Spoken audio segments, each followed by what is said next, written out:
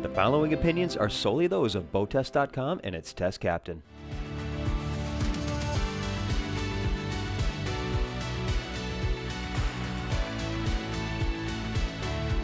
Hi, Captain Steve for BoatTest.com, and today I'm going to do a features inspection on the Gran Turismo GT36.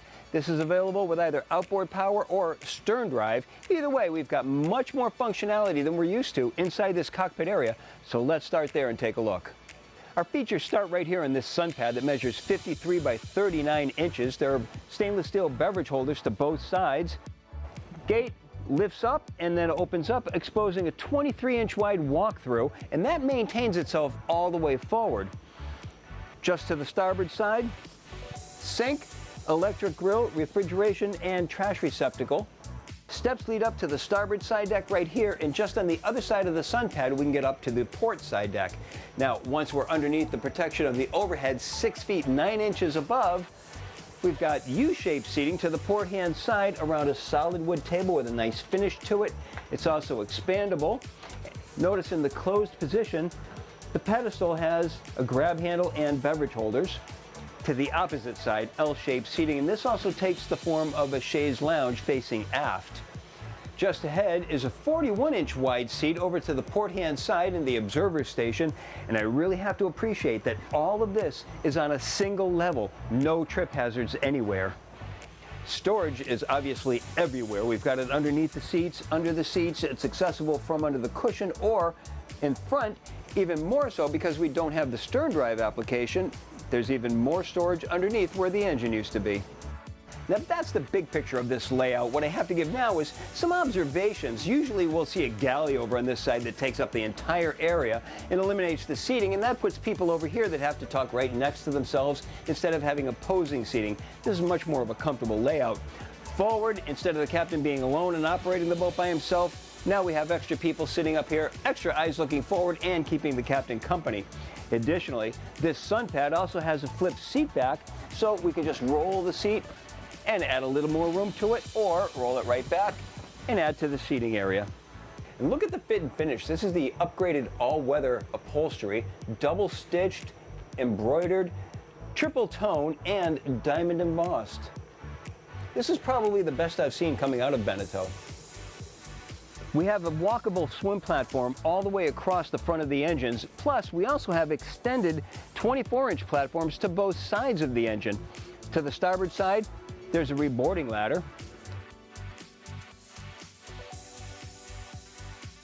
I have to say there's a lot of comfort with this sun pad being recessed into the deck. It measures 5 feet 8 inches by 6 feet 7 inches.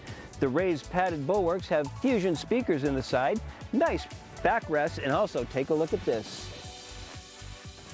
Little place for your snacks and drinks. I have to say that the comfort level is extended by the fact that the visibility is so wonderful here. The bow curves down, giving you much more of a panoramic view. And look at this. The rails are right alongside within reach, so there's even an added safety factor. Now let's check out down below. Well, down below, they created a nice compromise between space and functionality. There's 6 feet 4 inches of overhead clearance to the padded overhead, 1 foot 7 inches between the bulkhead and the table. Seating over on the left-hand side is L-shaped. There's a hull side window with an opening port light to both port and starboard, and that adds plenty of natural light to the area, along with the skylight overhead.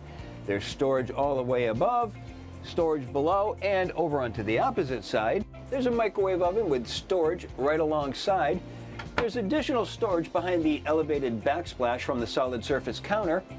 Covers are over a single basin sink and a double burner electric stove, and notice that when the covers are in place, kill switches are activated. These covers all have dedicated storage underneath where there is additional storage and refrigeration. Just behind is the head compartment. This has the usual cast of features: the vessel sink, freshwater flush toilet, plenty of storage, but what is surprising about this is that it's got a separate walk-in shower, and there's an opening port light in the shower for ventilation. The master stateroom is located just forward. This features 6 feet 4 inches of headroom with 2 feet 10 inches over the berth, which measures 74 by 68 inches. There's access to both sides. Hull side windows to both port and starboard have integrated port lights, and there's storage just underneath those hull side windows. There's additional storage underneath the berth and alongside the berth. Fit and finish wise, there's a little elevated level here, padded overheads, and cloth on the bulkheads.